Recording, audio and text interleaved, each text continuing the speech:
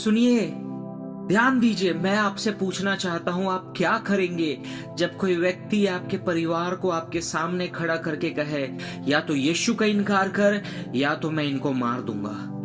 What you will do? आप क्या करोगे वहां पे?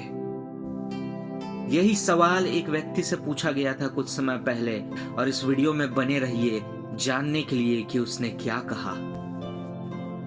लगभग 200 साल पहले 18वीं सदी में वेल्स में एक बहुत ही बड़ा रिवाइवल आया था और इस रिवाइवल में बहुत सारे मिशनरीज दुनिया के अलग अलग देशों में जाकर सुसमाचार का प्रचार करने लगे और उनमें से कई मिशनरीज ऐसे थे जो नॉर्थ इंडिया में आए।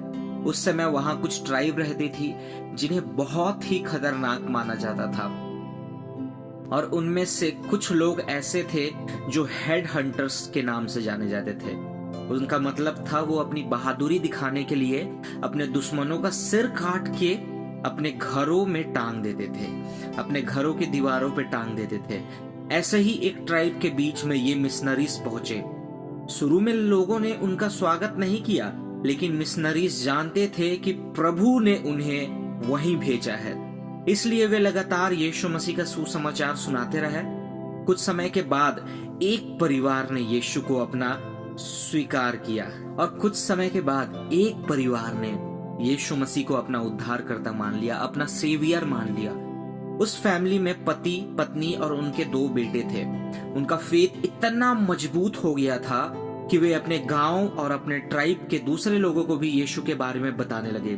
धीरे धीरे कई लोगों ने यीशु मसीह पर विश्वास किया। जब ये बात ट्राइब के चीफ को पता चली तो उसने पूरे गांव की मीटिंग बुलाई। उसने उस परिवार को सबके सामने खड़ा किया और उस आदमी से कहा, नॉक्सेंग, अगर तुम यीशु मसीह का इनकार नहीं करोगे तो हम तुम्हारे बच्चों को मार देंगे। मैं आपसे पूछना चाहता हूं आप क्या करेंगे जब लोग आपसे पूछेंगे ऐसा? या तो यीशु का इनकार करो या आपके परिवार वालों को खत्म कर देंगे, आपको खत्म कर देंगे। यही सवाल इससे पूछा गया। वह अपने बच्चों से बहुत प्यार करता था लेकिन वह यीशु का इनकार नहीं कर सकता था। तब उसने इस फेमस सॉन्ग की पहली लाइन कही। आपने सुना होगा ये song, I have decided to follow Jesus. Yeshu के पीछे मैं चलने लगा, ना लौटूंगा, ना लौटूंगा। ये सॉन्ग आपने सुना ही होगा। तो जब उस व्यक्ति से पूछा गया, नॉक्सेंग, या तो यीशु मसीह का इनकार करो नहीं तो हम तुम्हारे बच्चों को मार देंगे। उसके साथ में उसकी पत्नी और 2 बच्चे खड़े थे। वो अपने बच्चों की ओर देखता है और कहता है कि यीशु के पीछे मैं चलने लगा। इसी सॉन्ग की पहली लाइन को कहता है, ना लौटूंगा, ना लौटूंगा। तब तुरंत जो आर्चर होते हैं, जो तीरबाज होते हैं, उन बच्चों की ओर तीर को निशाने करते हैं और उन बच्चों को वहीं मार देते हैं। चीफ फिर उससे बात करता है और कहता है, नेक्सन, मैं तुम्हें और एक चांस देता हूं। अगर तुम यीशु का इनकार नहीं करोगे तो तुम्हारी वाइफ को मार दिया जाएगा। उस आदमी ने अपने मरे हुए बेटों की तरफ देखा, फिर अपनी वाइफ की तरफ देखा जिससे वह बहुत प्यार करता था, लेकिन उसे पता था कि उसे हर हाल में यीशु के साथ खड़े रहना है। तब उसने उसी सॉन्ग की दूसरी लाइन कही, अगर कोई मेरे साथ ना आए, अगर कोई मेरे साथ ना आए तो भी ना लौटूंगा। Though none go with me still I will follow, no turning back, no turning back. और तुरंत तीरबाज ने तीर खींची और उसकी वाइफ को उसी समय मार दिया गया। सोचिए, एक व्यक्ति खड़ा है, उसके दोनों बच्चों को मार दिया गया है जिससे वो प्रेम करता था। उसकी पत्नी को मार दिया गया है जिससे वो प्रेम करता था। और वो अब सामने खड़ा है पूरे ट्राइब के सामने और उस ट्राइब का चीफ उससे फिर पूछता है, तुझे आखिरी मौका देते हैं, या तो यीशु का इनकार कर या तो हम तुझे मार देंगे। तब वो व्यक्ति नेक्सन स्वर्ग की ओर देखता है और कहता है, संसार को छोड़कर सलीब को लेकर मैं चलने लगा, ना लौटूंगा, ना लौटूंगा। The cross before me, the world behind me, no turning back, no turning back. और चीफ उसे भी मार देता है। और जब उस आदमी, उसकी वाइफ उसके 2 बच्चे मर गए, तब उस ट्राइब का चीफ बिल्कुल शॉक्ड हो गया। वह कुछ बोल ही नहीं पाया जो उसने अपनी आंखों से देखा था। उस चीफ को अपनी आंखों पर भरोसा ही नहीं हो रहा था। तब उससे समझ आया कि इस आदमी का फेथ जो था, इसका विश्वास जो था, वो सच्चा था। ये यीशु जरूर सच में है, सच्चे हैं, क्योंकि कोई भी इंसान झूठे प्रभु के लिए अपनी जान नहीं देगा। उसी वक्त रिपोर्ट्स के मुताबिक उस चीफ ने यीशु मसीह को अपना उद्धारकर्ता स्वीकार कर लिया।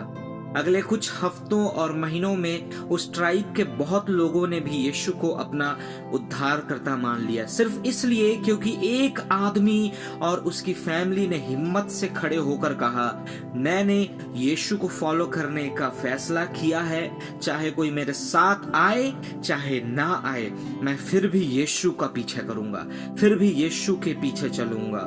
क्रॉस मेरे सामने है, दुनिया मेरे पीछे है। सलीब को लेकर, संसार को छोड़कर यीशु के पीछे मैं चलने लगा, ना लौटूंगा, ना लौटूंगा। देखिए, just because of one man's faith, एक परिवार का सिर्फ विश्वास के कारण जो वो खड़े रहे, अटल रहे अपने अंतिम सांस तक। इवन बाइबल कहती है कि जो अंत तक धीरज धरेगा उसी का उद्धार होगा।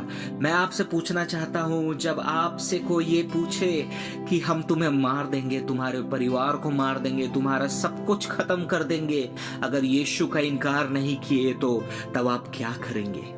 मैं आपको बताना चाहता हूँ, बाइबल में लिखा है, परमेश्वर कहते हैं, यीशु मसीह कहते हैं कि जिसने अपना प्राण बचाया है वो उसे खोता है, लेकिन जो मेरे लिए अपना प्राण खोएगा वो उसे पाएगा। यीशु मसीह ने पहले ही कह दिया है कि संसार तुमसे बैर रखेगा। क्यों? मेरे नाम के कारण वो तुमसे बैर रखेगा। देखिए, एक परिवार खड़ा रहा, अंतिम सांस तक पूरा ट्राइब बचाया गया। जब आप और मैं खड़े रहेंगे अंतिम सांस तक यीशु के लिए, अपने विश्वास के लिए, लोग उद्धार पाएंगे। हालेलुया। प्रभु आपको आशीष दे इन गवाही के द्वारा। इस गवाही को ज्यादा से ज्यादा शेयर करें ताकि लोग दृढ़ बन पाए, विश्वास में मजबूत हो पाए और यीशु के लिए अपना जीवन बिताएं। प्रभु आप सभी को आशीष दे। अगर आपने इस गवाही के द्वारा आशीष पाई है तो कमेंट करके जरूर बताएं, और हाँ, चैनल को सब्सक्राइब करना ना भूलें। मैं ऐसी ही गवाहियाँ हर दिन आपके लिए लाता रहूँगा। हर 2 दिन में, 3 दिन में एक गवाही मैं आपके लिए लाता रहूँगा। ऐसी गवाहियों को पढ़ने और रिकॉर्ड करके, एडिट करके अपलोड करने में बहुत समय लगता है। इस मिनिस्ट्री को सपोर्ट करें। आप सपोर्ट करेंगे आपके लाइक से, आपके शेयर से, आपके कमेंट से, सब्सक्राइब करने के थ्रू हमें बहुत मदद मिलती है। प्रभु आप सभी को आशीष दे। प्रभु में बने रहिए, उसके आने तक उस पे दृढ़ बने रहिए।